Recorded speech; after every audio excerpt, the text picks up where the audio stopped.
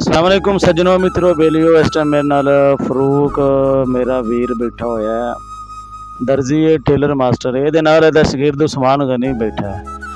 तो फरूक साहब नूं पुछांगे कि शगिर्दां दे बारे की ख्यालात ने, एक उस्ताद नूं शगिर्द नाल किहो जिहा तावन करना चाहिए है, तो एक शगिर्द नूं उस्ताद नाल किहो जिहा तावन करना चाहिए है। हाँ जी फरूक साहब, अपने शगिर्द दे बारे कोई दसो ते अपने बारे भी दसो कि एक उस्ताद होने के नाते शगिर्द नाल किहो जिहा सलूक करना चाहिए।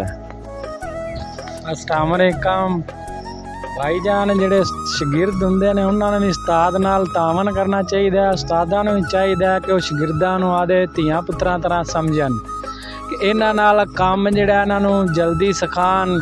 हालात एवें दे ने कि बंदा जदों आंदा बच्चा उन्होंने बटनां दी इन्ना चिर लाई रखते ने, फिर उन्हें जो वल सीखना होंदा उन्होंने फिर पता नहीं होंदा, इन्हें 2-2 साल 3-3 साल काम ते ही लग जाते हैं। कोई भी काम है वो 6-3-4 साल तो पहले नहीं आंदा।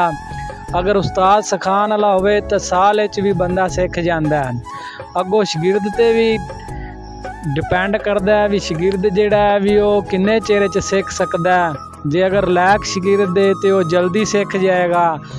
ਇਹ थी जनाब उस्ताद फरूक दे विचार, ਉਹਦੇ अल्फाज, अपने ख्यालात ਜਿਹੜੇ दस रहा सी। तो उन्हें तो शगिर्द नूं भी पुछांगे कि उस्तादां नूं शगिर्दां नाल किहो जिहा सलूक करना चाहिए। वो शगिर्द किसी भी काम दे हो सकते हैं, दर्जी दे हो सकते हैं, मोटर मकैनिक, इलैक्ट्रीकल दे, किसी फील्ड दे भी शगिर्द हो सकते हैं पढ़ाई तो इलावा। तो उन्हें शगिर्द भी दसणगे कि उस्ताद ने इन्हां नाल की सलूक कीता है ते की करना चाहिए।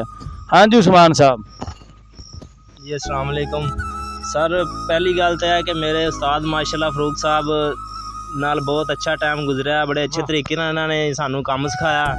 अल्लाह पाक इन्हां दी जिंदगी जिहड़ी लम्मी करे और सेहत देवे।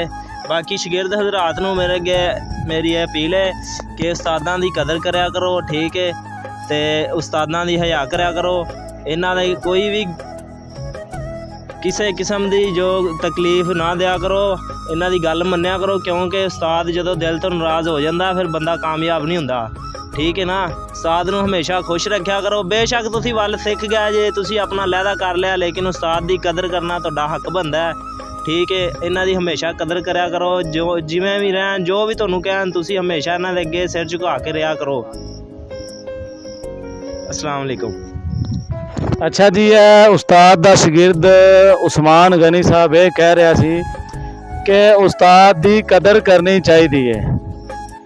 ये गल सच्ची है। उस्ताद किसी भी फील्ड का है, किसी भी काम नाल तल्लक रखता है, उस्ताद की कदर करेगा तो वह कामयाब होगा। सच्ची गल यही है, जिन्होंने उस्ताद की बददुआ लग गई वो कदे भी कामयाब नहीं हो सकता।